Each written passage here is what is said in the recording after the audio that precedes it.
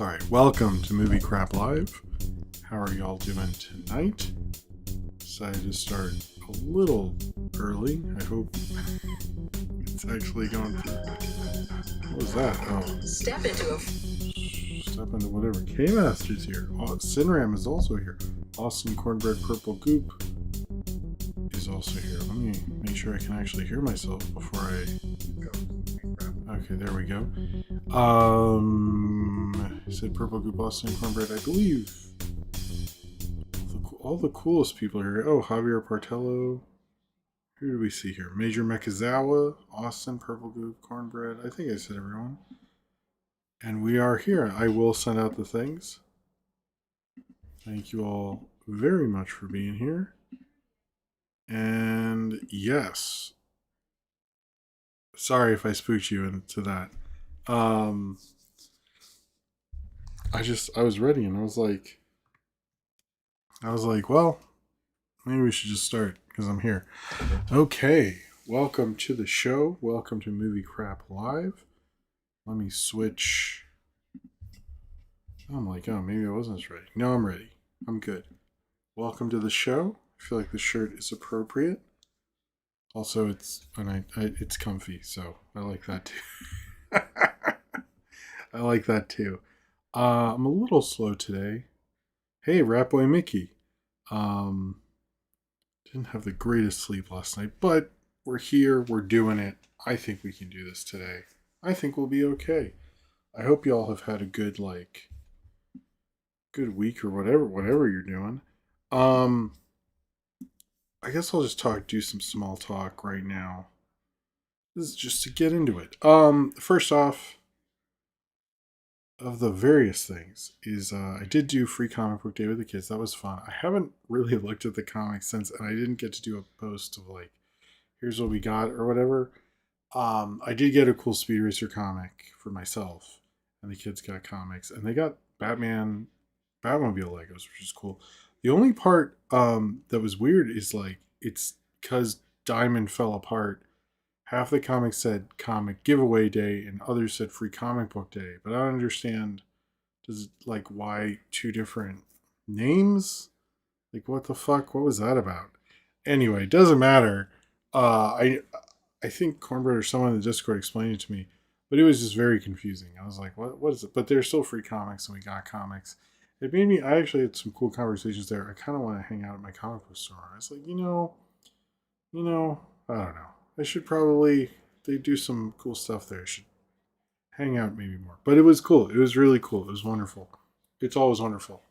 Cornbread. Okay, maybe I'll do a picture for the Discord. I have actually had a playing cards post, and I posted it, and then it didn't go through because where I was didn't have the greatest internet. So I need to do another one of these cards. I still have the pictures, so we can do it. But yeah, that was cool. We had a good weekend and all that. Diamond owns the trademark. Why? But it's like for everyone. I don't understand that. I didn't see the Ben 10 comic. I guess it was not a free one. I'll get more into some Star Wars Day stuff, but I do see I really don't understand Star Wars Day. I'm like, why? That's a recent thing. Like only a few people would make a reference to it, you know what I mean? But, you had a comic book day booth, Rabbi Mickey? I didn't know that. I didn't think I knew that about you. That's awesome.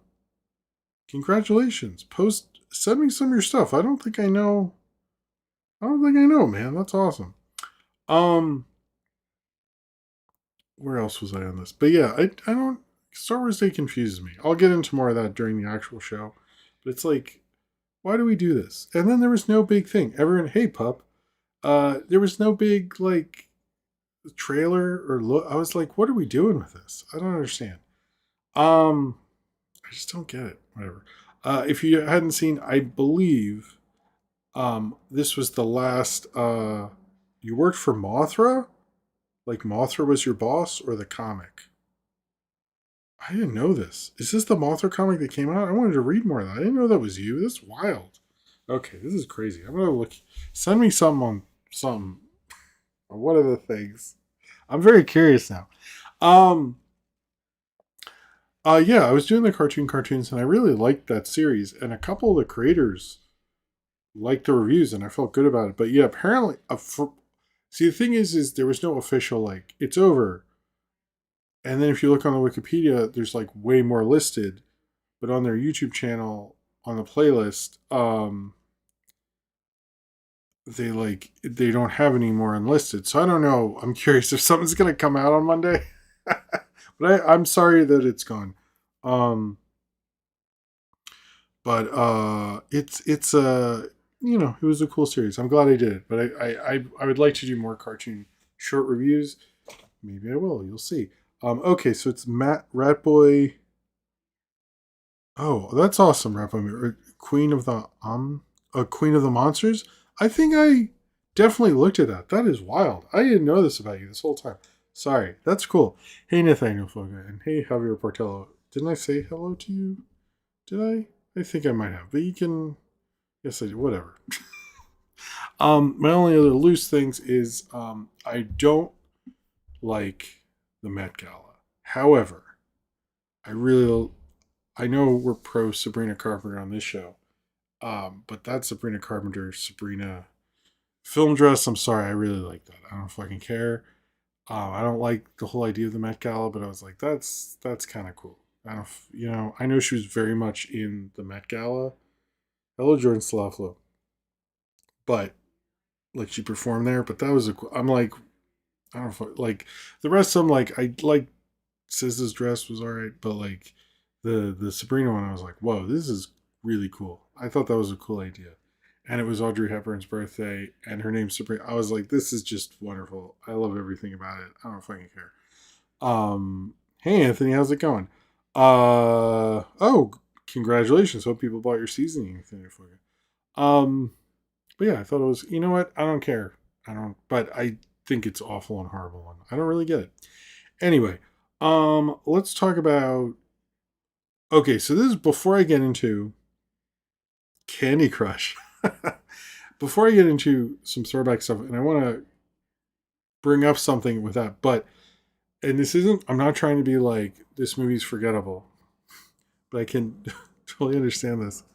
Um, I like do not remember that Mortal Kombat movie from 2021. I'm going to rewatch it because I wanted to see the second one, but like I couldn't. Does anyone remember that?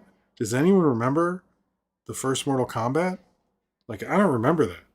Does any like at all? Like I don't know. In my post where I'm gonna for a throwback, I'm like, um, I don't remember this movie. Like nobody, I don't remember it at all. It's so weird. Anyway, I did a review of it. I just don't think about it. I guess ever. I guess we liked it. We all like it. Nathaniel Foger remembers. Okay, so I wanted to clarify or just sort of clear the air because I was self conscious about it. I guess. The very first Mortal Kombat or the new first Mortal Kombat syndrome? I'm not sure. I'm assuming based on what you sent me, you mean the first Mortal Kombat. Oh, sweet potato fries. Uh, okay, cool. Sweet potato fries. I was gonna because Man on Fire is coming out on Netflix. The show. I'm gonna repost the Cleese the Fetus Man on Fire as a throwback. Um, See, I think most people did Kid and Lore. I think anyway. But I was like, I hope I'm not annoying people with the old cartoon stuff. I try to only do it when it's like relevant or whatever. So whatever, just to I hope that's not annoying anyone. Um, but also I am gonna be doing like a recut of the Mandalorian song or Mando. So and I know I did the uh background music, so I hope I'm not annoying people with repurposing things, but I kind of think the music thing isn't a repurpose, but if that annoys anyone, I apologize. But I just wanted to but I thought they were all good um they had reasons to be there. But anyway, I try not to do push too much, but I think Man on Fire is still a funny cartoon in my mind. It's like Ian and Zero and they're like improv and all that. I think it's pretty cool. Anyway, where do I have anything else to say? Oh, I guess I did. Michael finally. I probably have Mortal Kombat Annihilation because we're doing another one. Or you guys watched that on the movie watch this past week, and I think there'll be some cool stuff coming up. But yeah. Yeah, but I hope you enjoy the Man on Fire bit. It's pretty funny. It's from the movie, which is now a show. But I was like, it's a show I should bring back. I've never seen that movie ever in my life at all. I hear it's good, but I don't know. Okay, let's just really start the show. So this and everything I do is supported by you, the fans, either through super chats during the show, which when we get our first one, I will drink.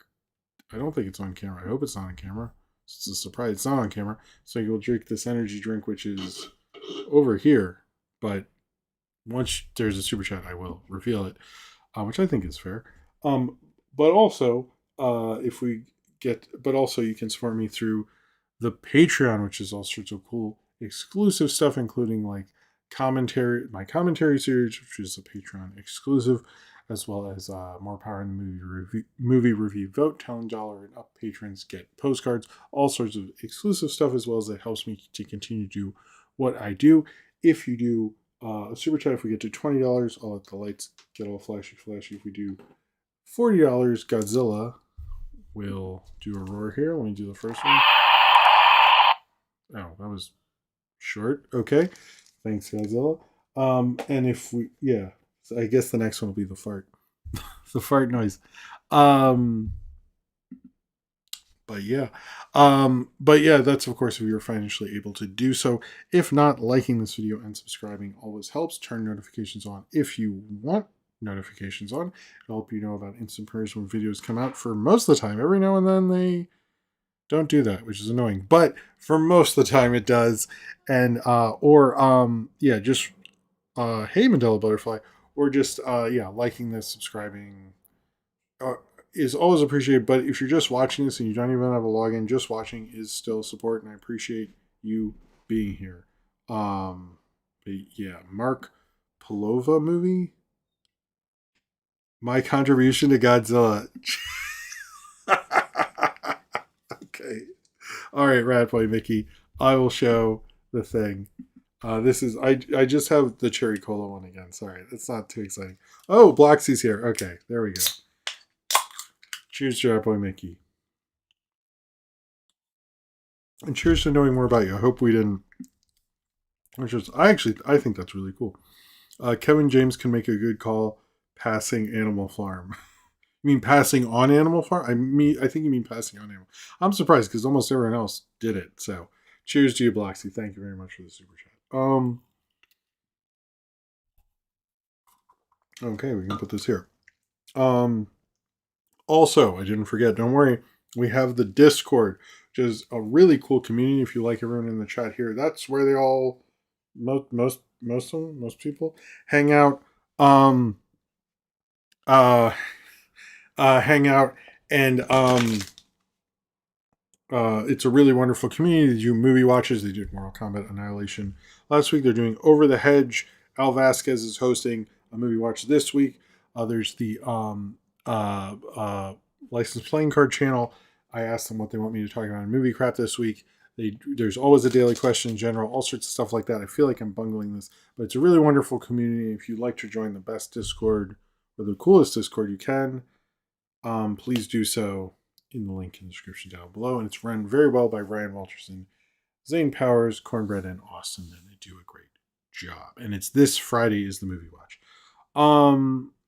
If you want me to KKVB, if you want me to review it, you can put it in the movie review vote. And if it wins, I'll review it. I've heard of Cocaine Shark. I've seen it on Tubi. Have I watched it? No. There's something I watched. Oh, I watched Clue, by the way. I never really watched it in one sitting. It's very good, but I was like, I kind of thought the endings, because it was on Tubi and they had like 3-4 endings. I was like, I don't know. I don't want to get, that is definitely spoilers, but I have some questions on the kinds of people who kept being the villain. I was like, oh, okay. Anyway, all right. So, no, Tubi is amazing. But I'm glad I finally watched Clue. It's like a Billy Wilder movie, pretty much. Anyway, I do like Bambi vs. Godzilla. I directed it for whatever ago. All right. So the biggest movie news, I think this is the biggest entertainment news for me of the whole week. I think it's what everyone's talking about.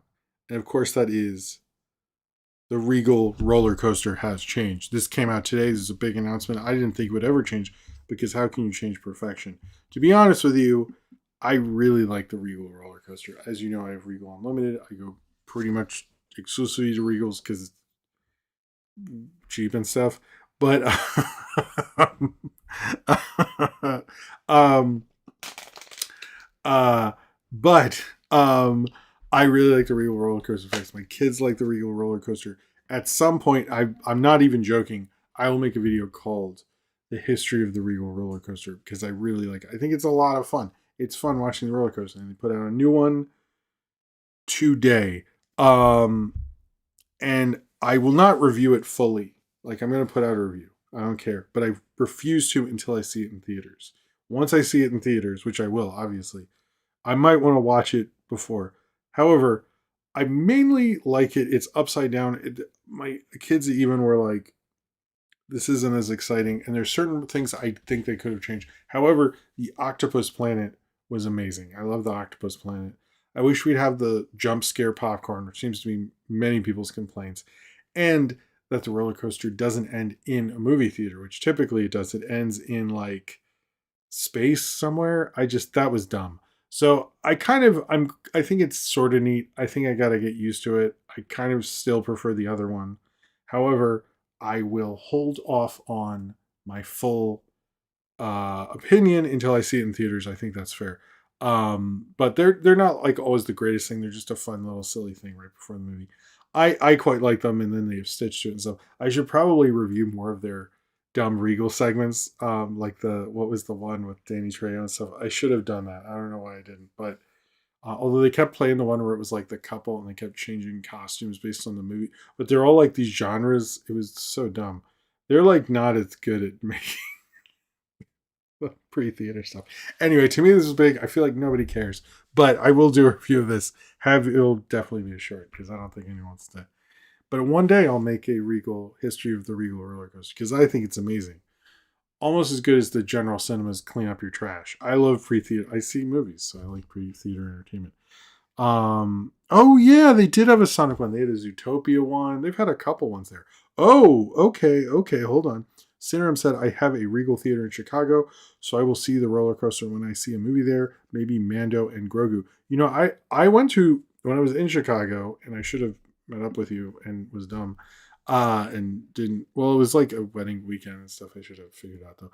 But I saw the Blair Witch, the third one, at a Regal, and there was my Regals in New York didn't have recliners, and that one did. And that was my first recliner theater.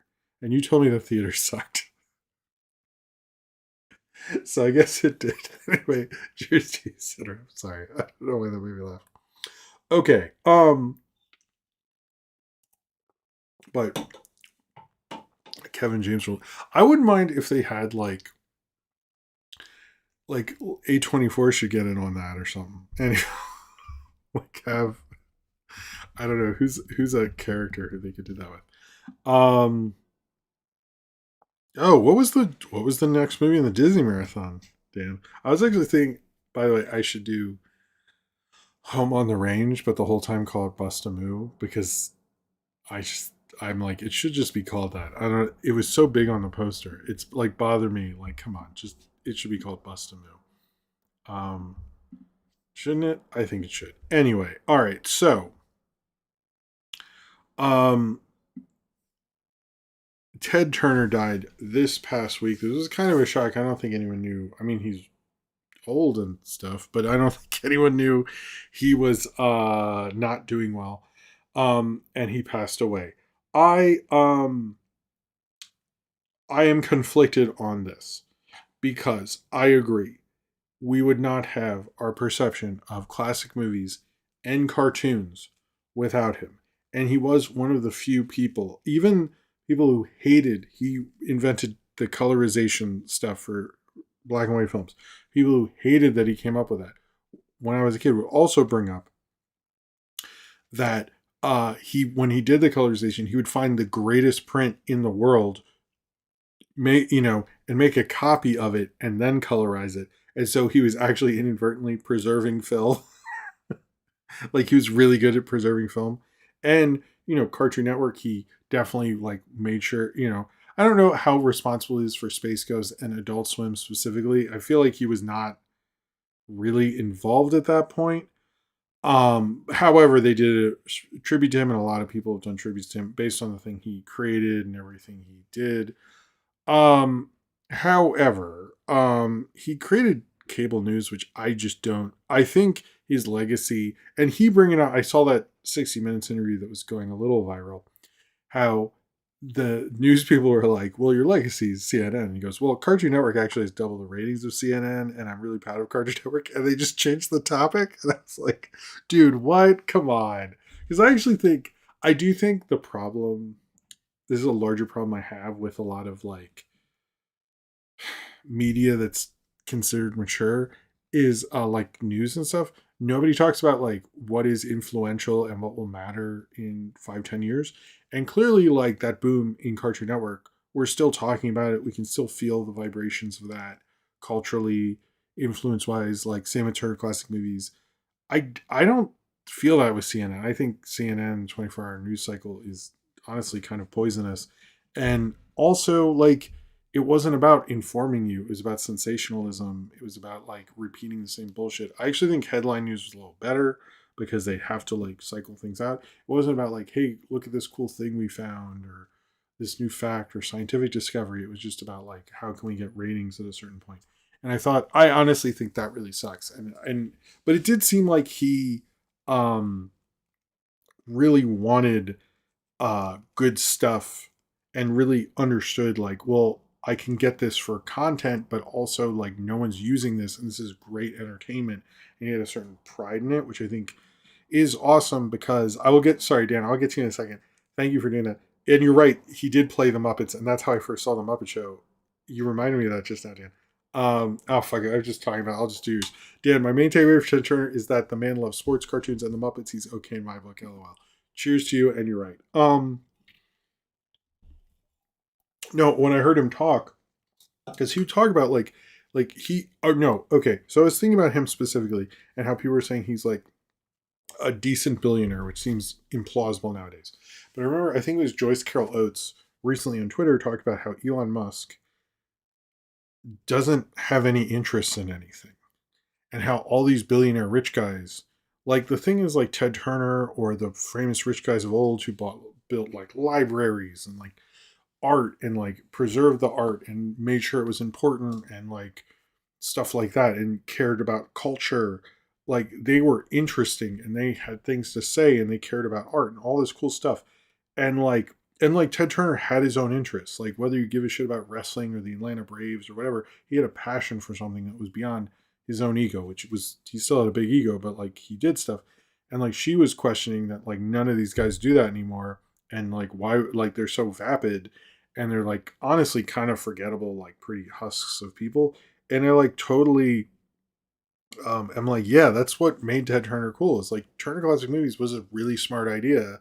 And he realized like no one was using these libraries. Why don't I use it? It actually like 100% like what he did with libraries, like do like I both take that as like I do think people who own these huge libraries should use them better. Like there's so many ways they could honestly be making more money off of their own shit than they do. They like really limit it. And he like, what Turner Classic Movies did for classic film and like pre-code stuff and like I used to do so many old movies that I could only see through that. I don't have cable anymore, but Turner Classic Movies is really like myself or Be Kind Rewind or so many other channels are because of Turner Classic Movies and that boom of cable of understanding information, stuff like that, which is awesome. Um, and just like, how that like this weird Atlanta guy got to be married to Jane Fonda is wild. Anytime, by the way, anytime this is like a thing. This is a thing I always remember because TCM played Barbarella a lot when he was married to her, like a little too much, as I recall. And anytime like my parents would walk through and go, so my mom would always go, Ted Turner, Jesus. Like every time she'd never be like, why are you watching Barbarella? But it was like I remember like even when we were at a friend's house, somebody's parent would walk by and like fucking Ted Turner. Like they didn't even know what channel it is. They knew he really liked Barbarella. But also, like, why we have Shawshank Redemption's considered one of the greatest films of all time is because of him. He's a very smart, intelligent guy, but he knew how to use content. Also, like, I know I say this a lot, but if you make stuff, like, learn how to use your library, and, like, bring it out and bring out your shit. Don't be embarrassed about your shit, because so many people just, like, let that stuff not come out or anything. But like, and also Captain Planet, my kids and I watch that now. That environmental wise, it is interesting watching that. And I brought up Fern Gully last week. How much of that early '90s environmentalism, which everyone rolled their eyes at the time, ages very well. He really cared about the environment.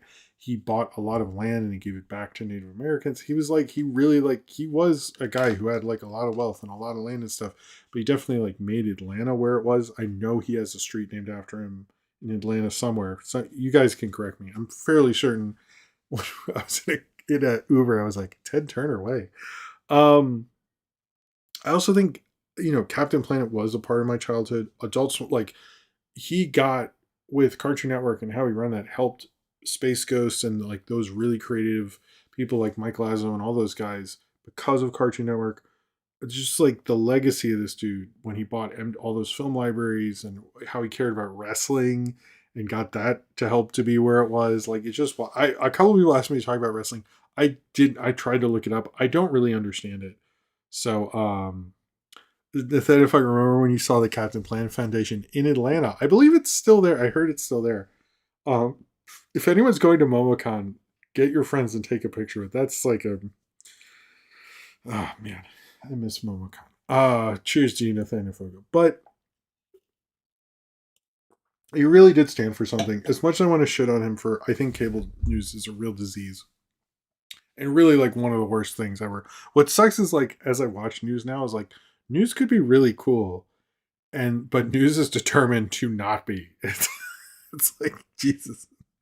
They're like they like really don't want to be good. It is like remarkable. Anytime I watch it, I'm like, oh, okay. It's like you could focus on, and they really don't give a fuck about art anymore. They used to sorta, and now it's like they cover farts more than art. I'll be honest with you. Anyway, I love what we live in. Like, we live in the world that he created in a lot of ways. A lot of the animation stuff happened. It was fun. Ian posting his thing about it. It was fun watching all this stuff. I think, Ted Turner drives an 11 block stretch. Jesus. In 2015. Oh, I didn't know that. Anyway, I think it's cool everything he did. I'm sure there's other worse things he did I'm unaware of. But I'm glad we have Turner Classic Movies. I'm glad we have Cartoon Network. It seems like he was more proud of Cartoon Network than people realize. Which is awesome. And like the reason Hanna-Barbera is what it is, which has so many characters. And even when I watch House of Hanna-Barbera on MeTV Tunes, I'm like, no wonder he could have a whole channel of just Hanna-Barbera. There's so much of this shit. Anyway, he was interesting, very interesting guy. Smart, and I think really cared about the content he bought and was trying to make the best entertainment thing he could. And I saw a lot of movies through TNT and TBS and especially Turner Classic Movies and a lot of stuff from Cartoon Network. And you know what? It's just wild everything he created and brought us. And I hope he gets a in memoriam at the Oscars or something, because he really deserves it. Because our interpretation of film is because of Mr. Ted Turner. I just want to do that stuff. I think I have a silly obit at the end, but I didn't know the other. Anyway, sorry. We're going to do trailers because there's a bunch of them. And obviously one of them is I was really into, and one is a big trailer, and there's just like a bunch of them. So let's do this. This is trailers. Sinram is doing the timestamps. And thank you, Sinram, for letting me start. I know it's my show, but timestamps is no joke, and he does a really great job. And check out his channel. I don't know if the playlist one I really like. Sorry, I keep making it. If you made other stuff, that's YouTube's fault for not notifying me. I'll go check, see if I watch stuff. Good channel over there. Anyway, I didn't know much about Evil Dead Burn other than it was an Evil Dead movie, so I'll see it. I forget who's directing it. I'm sure I talked about it here. Whatever. But man, this was a cool trailer, and I watched it twice. and it's a trailer that, oh my god, sets up the end at the beginning. It literally looks like, I don't know what it's about other than Evil Dead shit, but it has like all the cool, fun filmmaking things. It looks like someone took all the inventiveness of a Final Destination movie and mixed it with Evil Dead. I'm very cool with crazy film sequences in an Evil Dead movie. This looks great. I'm very much more on board than I ever was before. Evil Dead Burn looks fucking awesome. I'm so into this trailer. I was like, whoa. Like, I saw little trailers, so I was like, okay, I mean, I'm going to see it. It's Evil Dead, so I love the Evil Dead movies. But, um, yeah, that looked fucking sick. I was like, I am very into this. But the end of this, I just, had a minute having lunch at work, and I literally stopped. Like, no one was around, but I went, holy fuck, dude, what the fuck? It's just like that, like, I was, wow. Yeah, good job. Good job. It really made me go, what the fuck? Um, Wonderful. Wonderful. We got, sorry, we got I forgot my thing about the Odyssey trailer. So, this is dumb, by the way. Uh, so I saw the Odyssey trailer, which came out early in the week. I've noticed some people talk about it a lot, and most of the culture isn't, which is not a great sign, but I think people are going to be more hyped when we're closer to it. It seems to be, it bothers everyone that they have American accents. I'm like, it's all made up bullshit. Who the fuck cares? But, like, I wanted them to talk in, like, I don't, Roman? I don't know, Latin? I'm not sure what everyone wanted from this. Whatever. But it does still look really cool. It's like, all the cool Nolan effects and stuff. I was thinking, like, this is sort of like the plot of House Party, where you have the dad on an epic journey and the kids at his house with a party he can't control. Maybe I'm a little off on that, but I did like, I thought it was a cool trailer. I forgot the plot of the Odyssey. I was in high school a long time ago, guys. But it looked like it looked like a fun trailer. I think Nolan's darkness and stuff. I was like, man, is this like his kind of peak? I was wondering about that. I'm curious how it'll do. One, it's against a Spider-Man movie, which is like crazy. I was like, I don't know if that's a good idea, Nolan. Although it's like interesting when we'll talk about Oppenheimer later with the Project Hail Mary thing. It didn't make as much as people think it did, but it still did very well. But I am really curious about how this all goes, but I think like an epic like action thing will play well throughout August and all that stuff. But the darkness of it is interesting. But I don't know, like Tom Holland, and all those guys. Like it looked like it's like a compelling movie. I don't know, but yeah, the American accents. I was like, I don't know. What did you guys think they were gonna do? I don't know. Anyway, the trailer that I'm gonna make fun of the most, I guess, um, is Elle, the Legally Blonde prequel. My thing with this is, I know a lot of people are like, I hate prequels where someone in the original is supposed to go out of their comfort zone and change, and you see them do that like before for some reason, and uh that is lame. But I also am like, but the whole point is like, she is not someone who you'd think would be a lawyer, and then she becomes a lawyer, and if the lawyer part's gone, I just don't, it's just blonde then? It's not, there's no legally, like, I just don't understand. um I don't understand what we're doing with this I was like, I'm really lost. Like, it makes so much sense for a show of her still being Elle Woods and like doing like court cases and stuff. I think that's really easy, but like before it's like, but she's just blonde then. Like, why would you take that? I just don't understand it. I don't really get it. Anyway, one trailer that has a lot of people confused, and there's various theories online which border on insensitive, called Propeller, one way night coach, about a mom and her son, who take this plane, which is like this plane that goes the farthest and stuff, because he's very much in aviation and stuff. It's directed by John Travolta, who flies and is very much into aviation himself. There's theories, one, that this is like he is the kid. There's another theory that because his wife and his son died recently. It's actually about them as sort of like a nostalgic piece.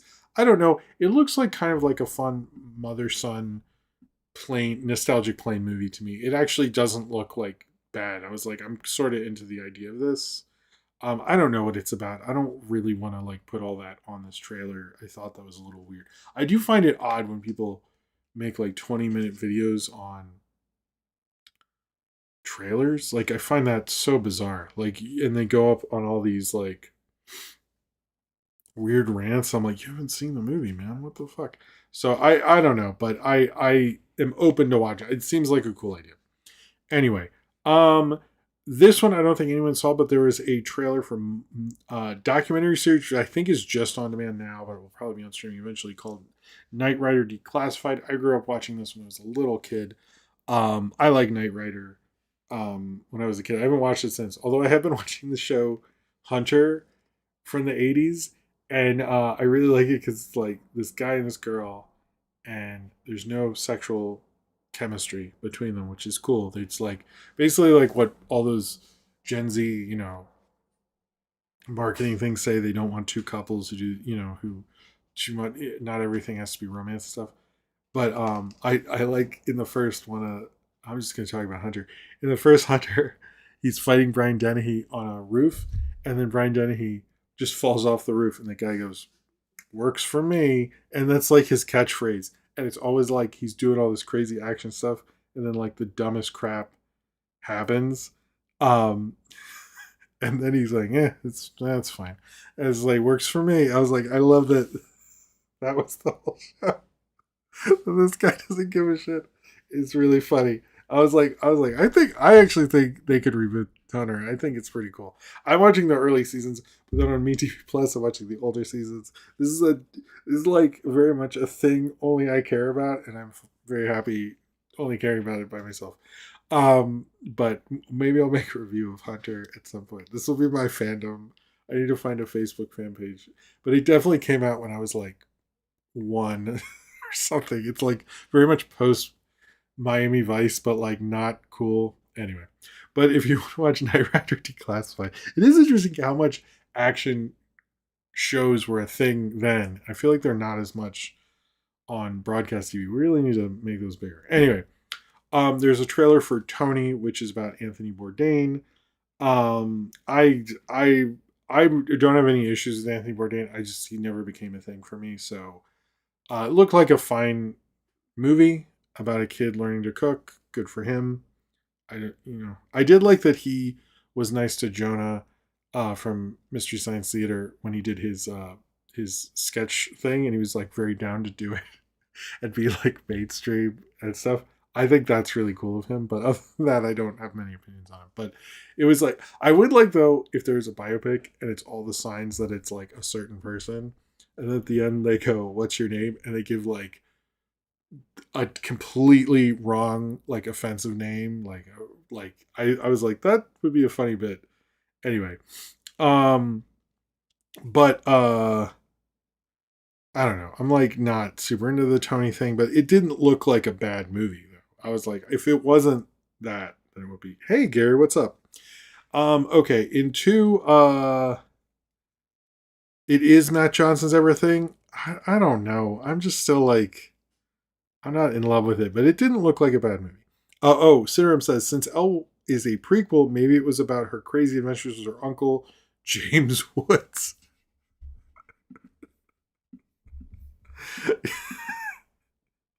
I like that idea. James Woods. Yeah, her uncle James. I don't know if anyone even remembers James Woods, even though he was like a good actor at one point. Anyway, cheers to you, Cinerum. And then we can do the lights. Let me just... As we have crossed the marker. Thank you all for that. Okay. What are we doing? We can do this for a little bit. We have a few trailers. I'm sorry. I Minions and Monsters. I don't like the Minions movies. In fact, I've had a strict like I'm not showing my kids these movies. I don't want to.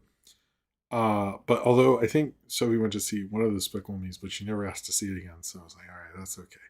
But look, I'm embarrassed, but everything about this movie I'm very much into, and I really don't like that. I like a Minions trailer. I don't like this about myself, but okay. it takes place in classic Hollywood and is about monsters, and all of that is fucking awesome. Like I'm just and them filming them going to the monster islands. I've talked about this before with like King Kong.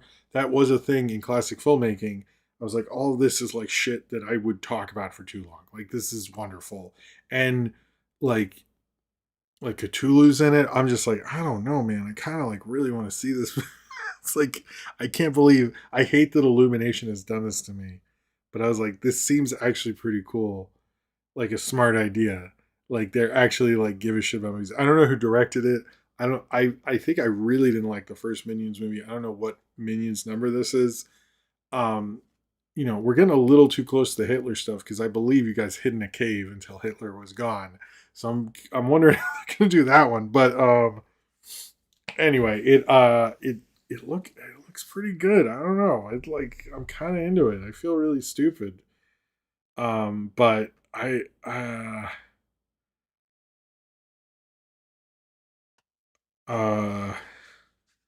I don't know. I feel. Oh, thank you, Corbin. I really don't like myself. But it was like, damn it, I'm gonna take my kids to this fucking thing, aren't I?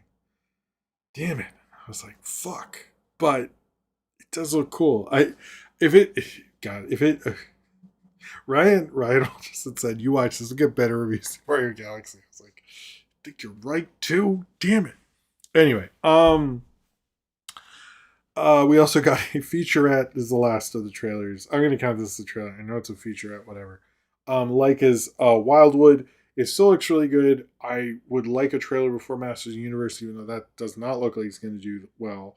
But it still looks really cool. It's fun seeing. Hey, not plausible. It's still cool seeing them with all their cool effects and their like stop motion thing, which is still very cool to watch them work on stuff. And it looks like animation wise, at the very least, an amazing film. Like I don't storytelling, I'm not always with them, but like animation wise, they are in a class all by themselves. And I love the work they do. It's just wonderful. And like this looks like that. I'm very excited to see this on the big screen. I don't I forget when it's coming out, but I mean, but it was nice seeing some more footage from it. All right, we're done with trailers, I believe, unless I put something somewhere else and forgot about it. So let's move on.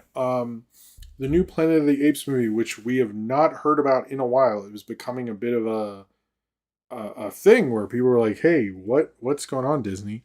But we learned Matt Shankman, who is directed the Fantastic Four and WandaVision as well, will be directing the next Planet of the Apes movie. Since Wes Ball's doing Zelda, I've actually filmed a review of that, and I guess when the new one comes out, I'll finally edit it. By the way, I have seen it. But it's supposed to be a continuation when people are like, is it a direct one? They kind of like played coy. It seems like they might just do a random thing, which I think works for it. I also think Matt Shankman, like, I'm not a big WandaVision fan actually, but I really like Fantastic Four. And that plays like a classic sci-fi thing, and you want a guy who can direct classic sci-fi things doing Apes movies. That's like 100% what you want from Planet of the Apes director. I thought it was a good choice. If Wes Ball's not doing it, and this guy's clearly not making Fantastic Four ever. I didn't see the one without CG, and I would. That's actually a Blu-ray I would still like. I was thinking about that today too. Thank you for that. White House Down. Wow, I forgot about that. I am curious about what they're going to do with it, but it's cool that they're getting appropriate directors. But yeah, I was also like, oh, so Fantastic Four 2, we're not getting that too soon, I guess. Or maybe he's not doing it. I don't know. We'll see. But that, I think that is a cool choice for Planet of the Apes, and I'm like, okay, cool, good choice. Like, because I also think like the one thing about Fantastic Four that's really interesting, and I'll say this about a few of the Marvel movies that we don't talk about enough, is sometimes their structures are very, what is considered 3-act structure, whatever. But then other times they'll do things like the best sequence in Fantastic Four is in the middle. Like, what is that about? It's like better than the ending, like pretty clearly, visually and intensity and all that stuff. Same with like Captain America Civil War, the structure's weird. And I think there's like even the first Iron Man, it feels like sort of the plot ends midway through, and like I was like they do mess with structure a little more than we give them credit for. But yeah, you have to be a strong director to be able to do like what he did with Fantastic Four. So I think he'll do a good Planet of the Apes. What was I going to say? Okay, let's talk a little bit about Michael 2, or the Michael Jackson movie 2. Supposedly they are meeting about it. I talked about that last week, but there's rumors that Anton Fuqua may or may not come back, despite that he got a ton of money for reshoots and like all his problems with the Jacksons, and whether that is true or not seems to be a big rumor. But there's been some discussion who would direct Michael 2 if they could not get Anton Fuqua. A lot of people are saying it'll just be Graham King, who supposedly directed the reshoots or did do that, if you believe it or not. Here are my two choices, and there was like a lot of people are saying one, it would 100% have to be a black director, which I'm like, yeah, I agree with that. So one is very obvious. I like just get Spike Lee. You can also do the bad era, like from after the Victory Tour on. I think, but I think like a Spike Lee Michael Jackson movie sounds kind of crazy and probably be at least interesting. But the more likely scenario, and I do think he could probably do around what Fuqua did in that, even though I didn't like that movie, is F. Gary Gray, who did TLC's Waterfalls and directed Friday and did a Fast and Furious movie and all that stuff. Right? He did Fast and Furious? Well, that was him, right? I think he did. Anyway, and he did Straight Outta Compton, right? Okay, now I gotta look this up. Straight Outta...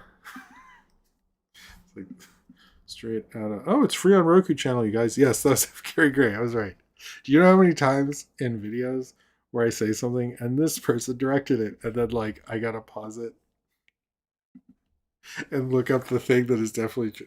Like most of the time I look up stuff, I'm like, who directed Jurassic Park? Oh, Spielberg. Right. Okay. Uh, even though I'm like, I don't know. I feel like I'm wrong. Anyway, there's gonna. It seems like the Top Gun 3 and Michael 2 is becoming the next like who should direct it kind of thing. I think it's like you're sort of between F. Gary Gray, and any other assignment director person. To me, it's like if you're gonna go big, get Spike Lee. But I feel like that'll be another one of those Spike Lee projects that would never happen because he will do a really interesting weird thing, and they don't want that. Like it would be interesting. Hey, William Aldman's here. Like Spike Lee's Michael 2.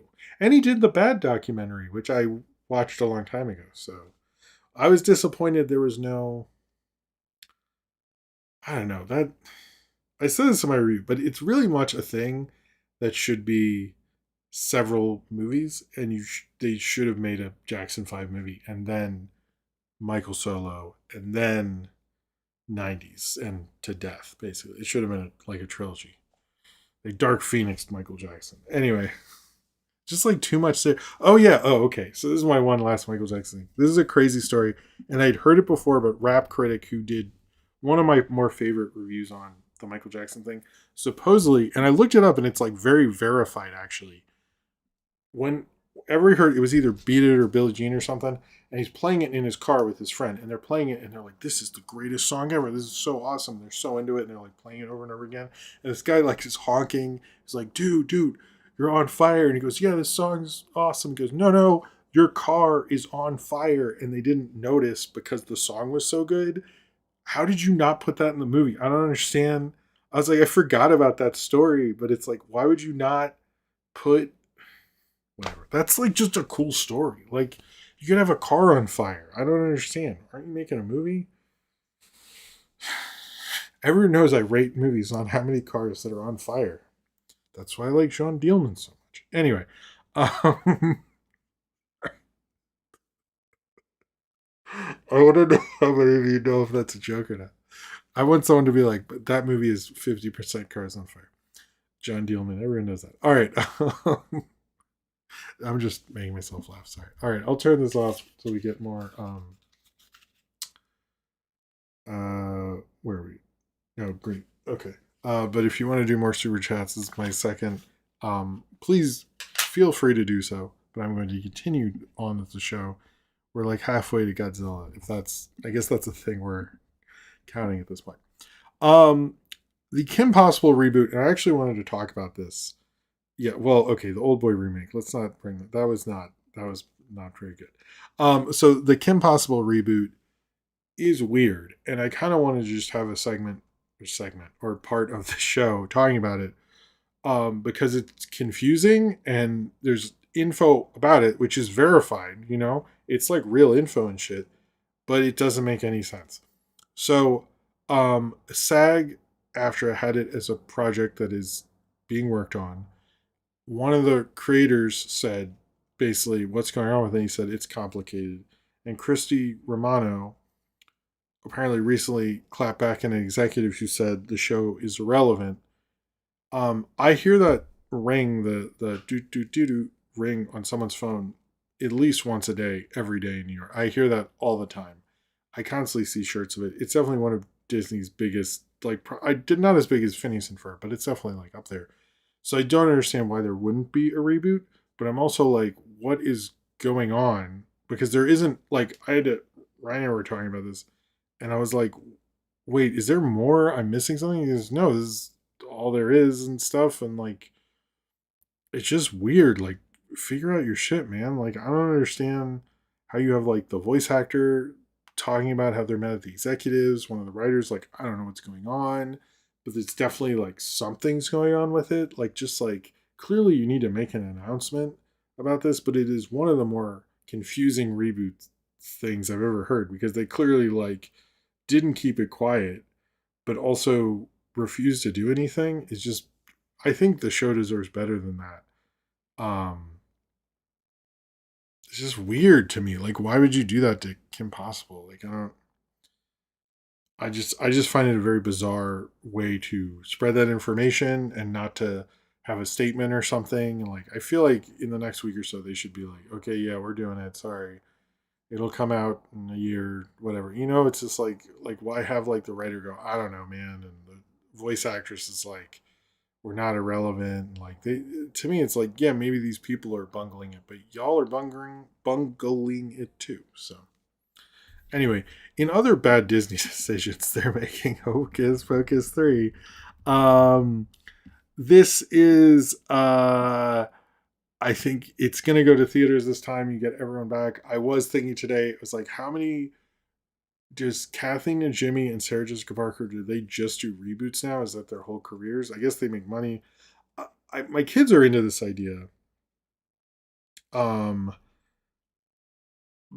because they like watching the one and two together.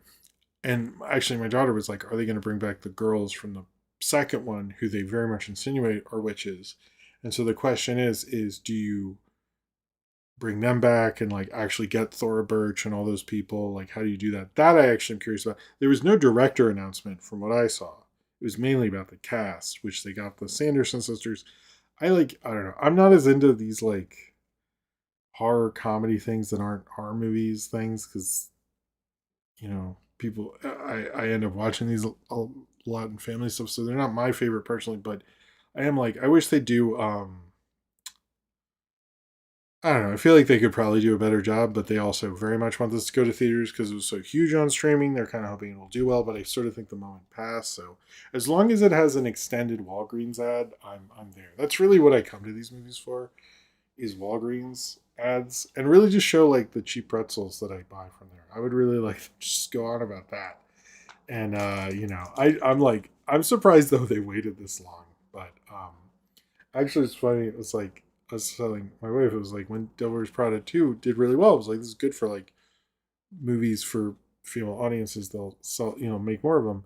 And then she was like, no, they'll just make like more legacy sequels. And then Hocus Pocus 3 got announced. So I was like, oh, I guess she was right. I guess that's kind of what will just happen. It's just legacy sequels for a female audience. Um, but yeah, it's a weird one. Okay, King of the Hill, season 15. We learned the date, which is July 20th. And a lot of people are saying we're just going to get a King of the Hill season every summer because they're all confirmed for a little bit. I did notice, and I want to specify, I want to say this clearly. I am not calling Mr. Johnny Tuccello's out. I heard it from him, and I saw it other places as well. Apparently, people want Luann to come back. I am just not into that at all. I'm very much against that. Do not bring Brittany Murphy has passed on. Do not bring Luann back. Just I'm not cool with that at all. I don't like that people are pushing for that. Personally, I'm not trying to like start a flame war or whatever. I'm just like personally, I'm just I'm not into that. Just just move on. We don't need Luann to come back. But I guess because he was saying because there's the big tall guy you can see in the background of the poster, and Luann did that episode with it. I was like, I don't know. I just am like, fine. But I also was like, could Bobby do some open mics? Like, I would like him to try comedy a little more. When I watched the old ones, it's like, sucks that he doesn't do comedy. You could do comedy, be a chef. Come on. All right, we're gonna talk about Animal Farm. I was gonna hold this for the box office thing, but I was learning more and more about it, and it's kind of interesting in that it apparently sucks. I haven't seen it yet. I think I will actually see it. So there was an Animal Farm movie. If you didn't know, Andy Serkis for like over a decade. Nathaniel Foga, I agree with you about the acknowledgement. I just don't want to see. I don't want someone else to voice her. Um, uh, I get what he was saying, but he also did say that. I don't know. I'm sorry if you see this, Mr. Chills. I'm not trying to start beef with you. I just respectfully disagree. I guess that. Sorry, I keep kicking that. I say I respectfully disagree with your point of view. But I will still probably watch those videos. Anyway, so Animal Farm. Let's talk about it. I didn't know all the shit with this, and there's more shit than just that this was a bad movie and it bombed. So Andy Serkis, who, by the way, there's a whole part to this I find interesting. So Andy Serkis has been hyping up that he was going to make a mocap Animal Farm, and as he had a whole, like, sorry, he was hyping up for a long time because Andy Serkis had a company who would prep people to do mocap performances in movies. So you saw a Marvel movie, you saw anything with mocap. Andy Serkis for a long time, um, Andy Serkis for a long time would hype this up, and it sounded like a really cool idea, to be honest with you. Then I learned apparently he wanted to make one that wasn't political, which is like, why do you want to make Animal Farm, you fucking idiot? Also, this whole thing, directed by Andy Serkis, he's doing those Lord of the Rings movies. Like, he's directing a major film after this. Director's jail should exist. How does this guy get to do this Animal Farm everyone hates, and then he gets to do like 2 to 3 Lord of the Rings movies? Like, what the fuck? Like, this is why we can't have interesting directors move up. Why is Andy like? I was fine him doing Venom, that didn't bother me, but it's like you let him do Animal Farm, which is a pretty big bomb. It was like his dream project, like completely flummoxing, and then he gets to Lord of the Rings. It's like, what the fuck? Anyway, so this cost $30 million, made about 3. Supposedly, okay, so the Angel Studios thing is actually a major part of this, and I sort of got wind of it because it got a C- cinema score, which is something that animated movies do not get really bad cinema scores typically. So he sold the movie. The movie was done, and they sold it to Angel Studios, which is the same thing. Actually, I found out with Sound of Freedom, which is interesting. Angel Studios just bought a completed film. They did not really change much. But the problem, which turned out and why it actually didn't work for the conservatives and got a bad score, is I found out that, like, Tim Pool and the conservative people had been like complaining about this movie for a long time. So even their conservative base was aware that this was not a conservative movie, and people are confused why Angel Studios acquired it, because like it seems to not be what they thought this was. So so it actually like didn't work out at all. I'm not sure. Apparently, like a lot of these decisions were ones that Andy Serkis wanted to make. Angel Studios, like, this film played at Annecy, and they acquired it from that. They didn't really change anything. You know what? Oh, I'm sorry. Hold on. Are you serious? Oh my god, Dan, that is an insane fact. Apparently, Norm of the North had a better cinema score than Animal Farm? Are you serious? Norm of the North? Wow. It's the lowest score for an animated film since Happily Never After. Thank you, Nanbot, which got a flat C. Wow. By the way, I don't like cinema score and I think it's bullshit, but it's more about what it says, because I was like, that is odd. Anyway, cheers to you, Nanbot 64. That's some amazing facts coming out with this. So yeah, apparently the conservatives, which is their base, like Angel Studios very much put in the conservatives, did not like that they made this movie. And a lot of people are wondering why they even did it, like what the point was. I also learned that, I forgot this about Angel Studios, at the end of their movies, and this, I think Sound of Freedom, more people heard about it, but they do this for all their movies. You can like pay it. I think that you can pay it back and buy a ticket for someone else. And supposedly with Sound of Freedom, one video I watched, another article I read said Sound of Freedom, it was like for every one person who saw it, someone bought 60 tickets, which is insane. I don't think everyone bought 60 tickets. I think somebody did something. And on their website, they have a ranking of like what's doing better on their like weird ticket program. And they had that for Animal Farm, and they had two options, one if you liked it and one if you didn't, with QR codes, which just insane that Angel Studios is pretending they have a Patreon. But I guess that's what they're doing. But yeah, apparently they bought this movie, and most people think of they just bought it because it had a ton of stars in it, and they're like, we can get an Andy Serkis movie, let's do it. And I guess they thought their conservative base would just like lap it up, and they don't like it. So that explains like why it's flopping so hard. I'm wondering if the ticket thing is sort of helping them in a sense, but probably not. But this is like pretty interesting because it, people who read Animal Farm and like the ideas of it and George Orwell and all that didn't like it. But then their base, which is conservative, also really didn't like it. So it like was across the board like a total disaster for Angel Studios, which is super weird. Like I don't know what they were thinking, like But yeah, I didn't know Sound of Freedom like was a Fox movie and then sat on a shelf, and then Angel Studios got it at some point. I don't know what why they bought this movie, and like apparently there's a Sound of Freedom fart joke which bothers all the conservatives, and like this is such a mistake of a movie here. It's pretty insane. I don't know what they're thinking with an Animal Farm movie. I also like, why did Andy Serkis want to make this? We wanted to make it in such a way. It's just such a bizarre, like bad.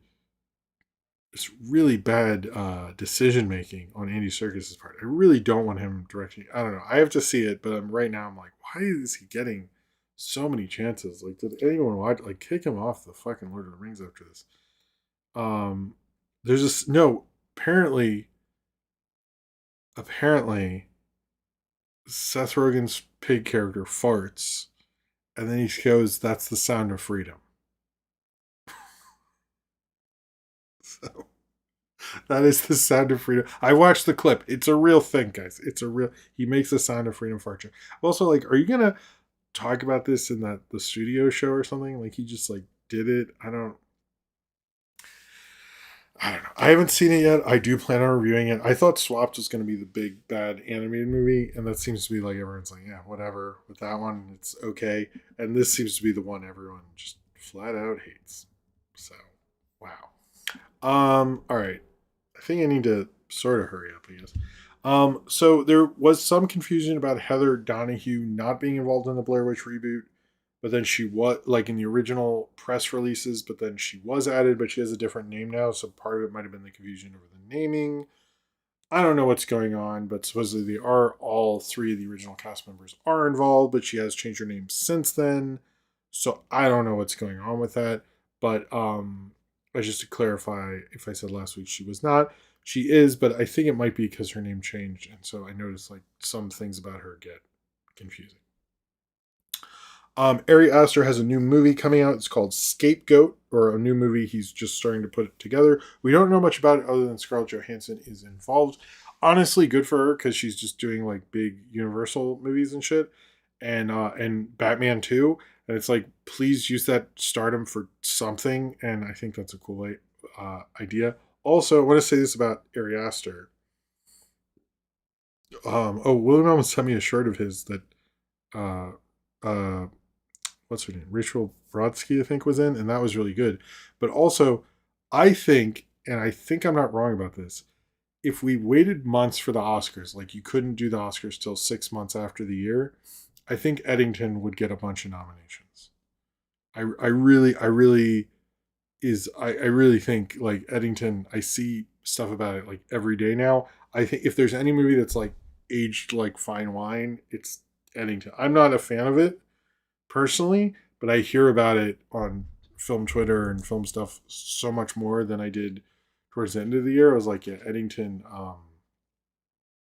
If we did like a late Oscars or like when we talk about this year in film, I guarantee you right now, Eddington is going up in discussions. Like that is 100% true. Okay. I don't think that's a crazy thing to say. I think that's what's going on. Oh, I agree with you about the Giver Bloxy. All right, let's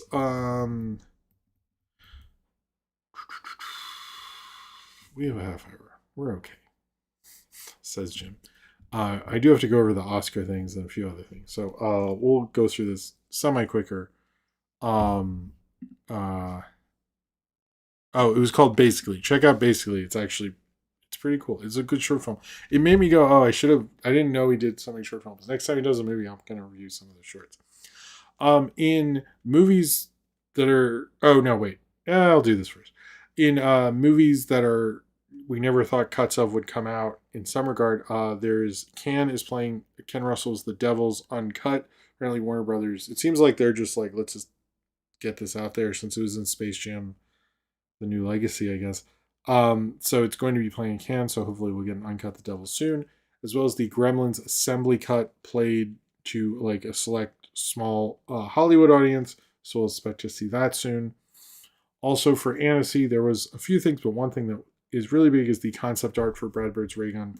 It came out, looked really good, and there's going to be a conversation about Ray Gun with Brad Bird, and it's from Peter Lord from Aardman. That sounds like the greatest thing ever. I really wish I could be there for that, but I'm not. But that sounds a Peter Lord moderated Brad Bird conversation sounds awesome.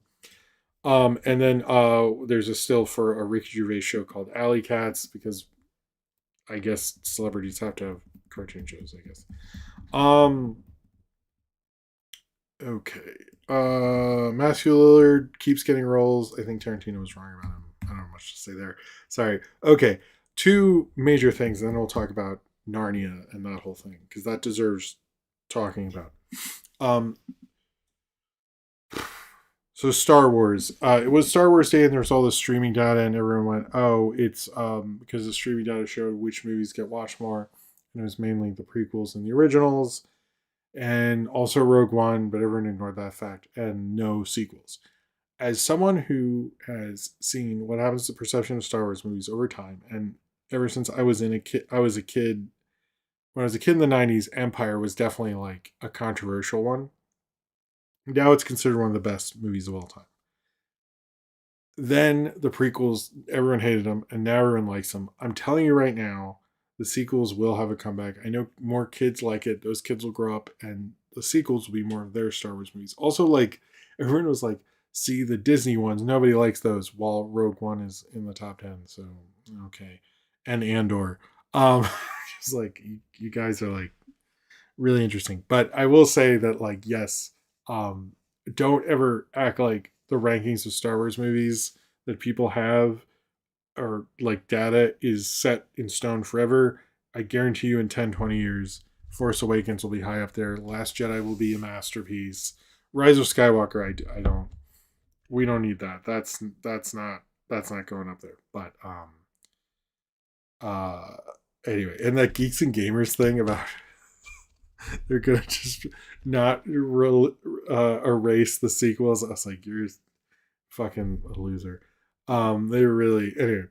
In Mystery Science Theater news, the Gizmoplex which was their streaming service, is shutting down on September 30th. I would say this is sad and all that, but honestly, I watch it on Pluto and Tubi, and I think most of the fandom watches on that or YouTube, which the Mystery Science Theater has very much been prioritizing. So to me, it's like we've moved on from Gizmoplex. It was an idea that didn't work out, and we're moving on from it. I do hope again. Uh, yeah, I agree with you on Blood Tea. No one hates Star Wars. Yeah, you're right.